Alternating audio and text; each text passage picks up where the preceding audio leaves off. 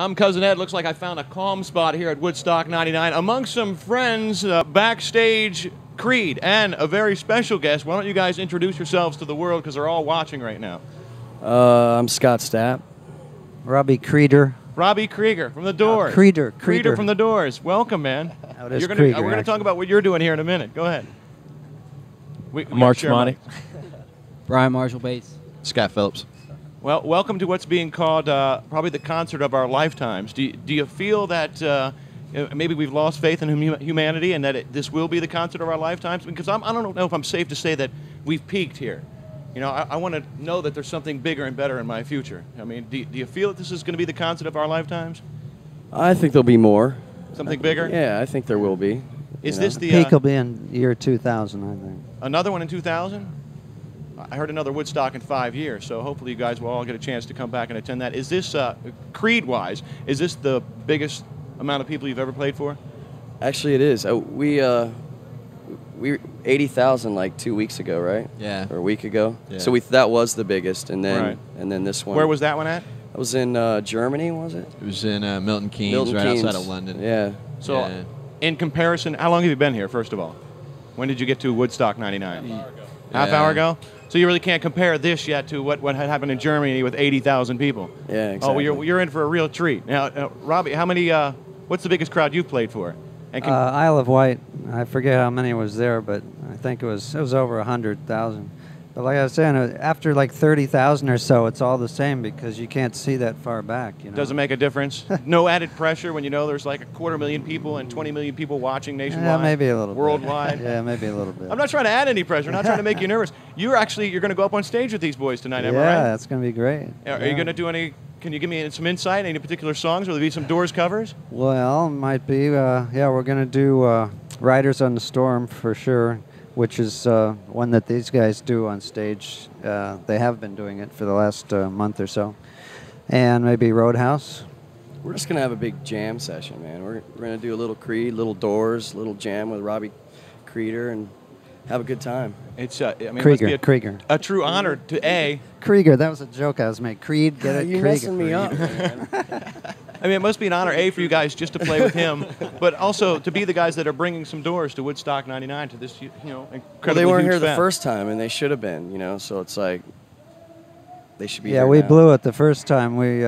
We figured that after Monterey, that the Woodstock was going to be a bust because, it was going to be a copy of Monterey. So we decided not to do it. It's the biggest mistake we ever made. So you're sort of like Aerosmith, Woodstock 99, decided, just kind of, Right. you stood back and you let it Yeah, happen. yeah.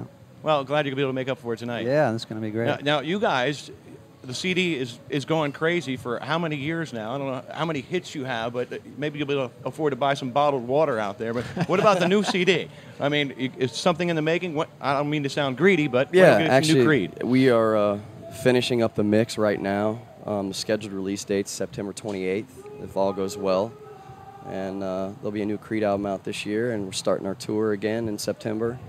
And we're excited about it. Faceless Man or Human Clay? That's the rumors. Human Clay is That's what it's going to be the called? title, yeah. Anything on the artwork yet?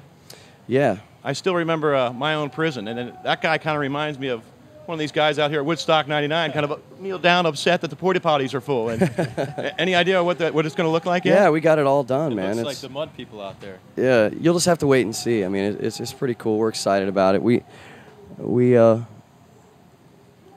excited about it.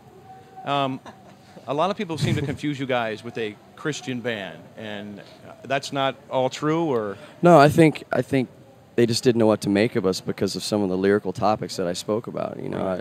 I touched on issues that I didn't think anyone else were writing about because it's one of the ways that I could be original. And spirituality is something that I'm involved with and that I am mystified by, and it's something that I seek. And I do a lot of that through my lyrics. I ask a lot of questions because I'm trying to find answers in certain things in my life. And I dealt with a lot of things on the first record, and a lot of people misunderstood that, but that's cool because it stimulated conversation. It got people talking, it got people thinking, and whatever people want to say or think is their own deal. Do you feel that you guys are seen in some people's eyes as the good guys of rock? Not that that's a bad thing or a good thing, but I mean, like if you're hanging backstage here at Woodstock '99, standing next to like Metallica and Limp Bizkit and Korn, I mean, do you almost see them like the altar boys? Thanks, man. Appreciate that. Not after tonight. Well, if you don't mean, I mean, if you mean like, you know, doing heroin and killing ourselves, you know, that's. I mean, that's thinking about violence. That's and not going like to happen.